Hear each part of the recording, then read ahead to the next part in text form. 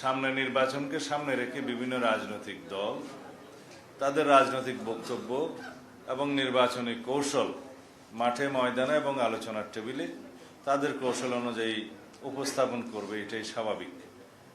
আজকে বাংলাদেশ জামাত ইসলামের নেতৃত্বে কয়েকটি দল বিভিন্ন ইস্যুতে পিআর এবং সনদ বাস্তবায়ন, জুলাই সনদ বাস্তবায়ন সহ কয়েকটি ইস্যুতে আন্দোলনের কর্মসূচি ঘোষণা করেছে, জনসংযোগ করছে, গণমিছিল করবে। এটা রাজনৈতিক চর্চা, এটা গণতান্ত্রিক চর্চা। এই চর্চা করার জন্যই তো আমরা আন্দোলন সংগ্রাম করে এই অধিকার আদায় করেছি। এটাকে আমি স্বাগত জানাই। যদি মানুষ গ্রহণ করে, তারা তাদের নির্বাচনী ইশতেহারে তাদের এই সমস্ত দাবি উল্লেখ করে আসন্ন নির্বাচনে অংশগ্রহণ করে জনরায় যদি তাদের পক্ষে যায়, তখন তারা তাদের ইশতেহার অনুযায়ী সেটা বাস্তবায়ন করবে। এখানে তো জবরদস্তির কিছু নেই।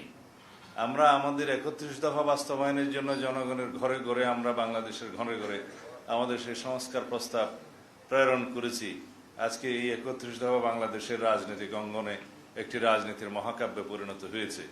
আমরা এটাও ঘোষণা করেছি যে বাংলাদেশ সংস্কারের মধ্য দিয়ে গিয়েছে, সেটা বিএনপির হাত ধরে গিয়েছে। গণতান্ত্রিক সংস্কার